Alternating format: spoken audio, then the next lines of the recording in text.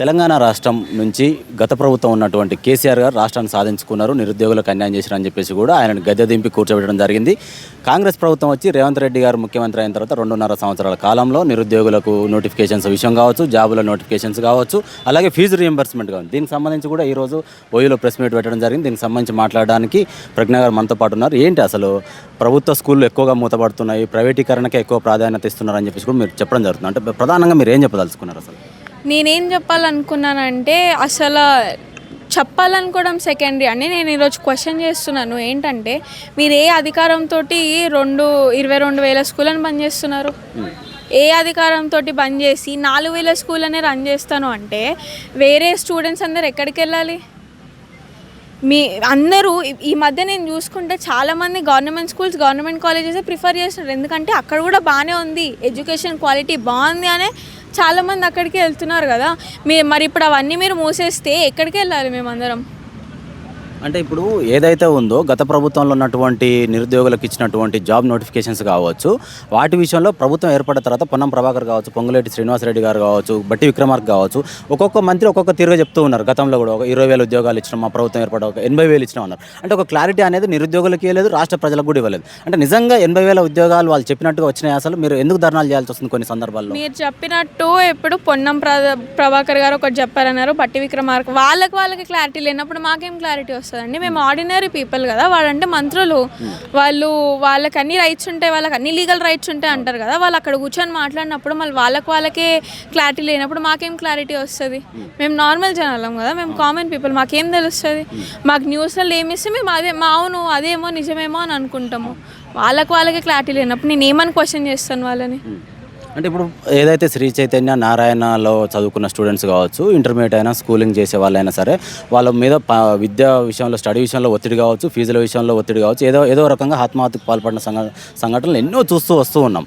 అంటే ఈ మధ్య కాలంలో చూసుకుంటే ప్రైవేట్ సంస్థలకే ఎక్కువ ప్రిఫరెన్స్, హాస్పిటల్స్ కావచ్చు, స్కూల్స్ కావచ్చు. ఒక విద్యాశాఖను చేతులు పెట్టుకుని రాష్ట్రాన్ని పాలించేటువంటి ముఖ్యమంత్రి గారు స్వయంగా ఓపెనింగ్ చేస్తూ ఉండరు, ప్రైవేట్ సంస్థలకే ఎక్కువ పట్టంగా కడుతున్నట్టు కూడా మనకు అర్థమవుతుంది. అంటే ప్రభుత్వ వాళ్ళని జాప్యం చేయడం ఏంది, మూసివేయడం ఏంది, ఈ విషయంలో మీరు ఏం చెప్తారు అసలు ప్రధానంగా? నేను ఒకటి చెప్పనా, మీరే అంటున్నారు ఆయననే వెళ్ళి అన్ని కాలేజెస్కి, హాస్పిటల్స్కి ఇనాగ్రేషన్ చేస్తున్నారు అని చెప్పి.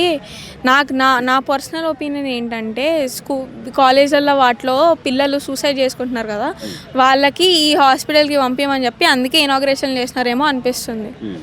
ఫీజుల ఒత్తిడి ఎంత ఉందంటే, ఒక అబ్బాయి ఉన్నాడు మా ఇంటి దగ్గర, ఆ అబ్బాయి శ్రీ చైతన్య నారాయణ, నాకు అంత ఐడియా లేదు, నారాయణనే అనుకుంటా.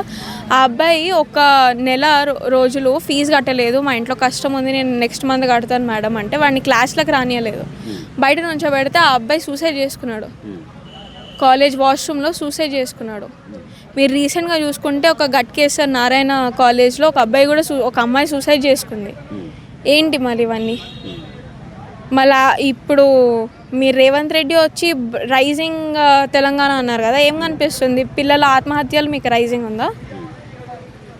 అంటే స్కూళ్ళలో, ప్రభుత్వ స్కూళ్ళల్లో, కాలేజీలలో ఏదైతే కొన్ని వాష్రూమ్స్, లేడీస్కి టాయిలెట్స్ కాబట్టి సరైన సౌకర్యాలు లేవు. అంటే వాళ్ళకు స్కూలింగ్ అంటే పాత బిల్డింగ్లు కూడా ఇప్పటికి కూడా చూస్తున్నటువంటి సందర్భం ఉంది. అంటే మనకు బడ్జెట్ లేదు, ఆర్థికంగా మనం వెనుకబడి ఉన్నాము, రాష్ట్రం అప్పుల పాలైందని చెప్పేసి కూడా ఎన్నోసార్లు చెప్పిన సందర్భం ఉంది. అంటే ఒక మూసీ సుందరీకరణ కావచ్చు, ఫ్యూచర్ సిటీ కావచ్చు, ఫార్మసిటీ కావచ్చు, వీటి విషయంలో 100 కోట్లు కేటాయిస్తున్నటువంటి రాష్ట్ర ప్రభుత్వము, అంటే ఒక విద్యా వ్యవస్థ విషయంలో ఇలా నీరు గార్చడం అనే దాని గురించి మీరు చెప్పండి ఏమంటారు? నేను విద్య గురించి నేను మాట్లాడలేనండి. యాజ్ అ ఉమెన్గా నేను అడుగుతున్నాను.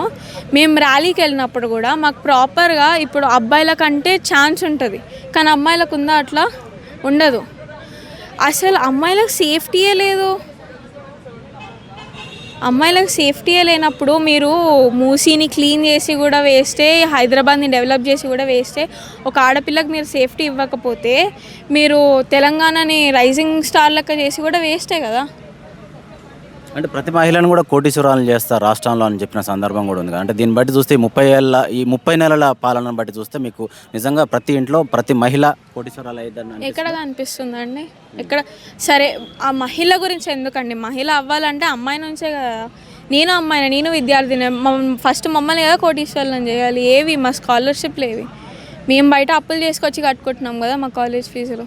మరి అంటే ఫైనల్గా ఏంటి అసలు ఒక విద్యా వ్యవస్థ గురించి మీరు ప్రధానంగా ఈరోజు తీసుకున్నారు అంటే ఒకవేళ విద్యా వ్యవస్థ డెవలప్ కావాలి స్కూల్ అనేవి కొత్తగా ఏర్పాటు చేయాలి ఉన్న స్కూళ్ళను కూడా డెవలప్మెంట్ చేస్తూ ఉండాలి అని అంటే ప్రధానంగా ఏం చేస్తే ఇది మెరుగుపడుతుంది అనుకోవచ్చు. ఫస్ట్ ఆఫ్ ఆల్ ఆ రేవంత్ రెడ్డి కట్టాలనుకున్న ఆ స్కూళ్ళను మానేసి ఈ గవర్నమెంట్ స్కూళ్ళలోనే ఇన్ఫ్రాస్ట్రక్చర్ పెంచితే ఈ స్కూళ్ళల్లోనే నిజం చెప్తున్నా ఈ మధ్య గవర్నమెంట్ టీచర్లు కూడా చాలా బాగా చెప్తున్నారు. అదే టీచర్లకి ఇంకొంచెం ట్రైనింగ్ ఇచ్చి ప్రోత్సహిస్తే ఈ స్కూల్లో గవర్నమెంట్ స్కూళ్ళల్లో చదువుకునేటోళ్ళు కూడా మంచి మంచి వాళ్ళు అవ్వచ్చు.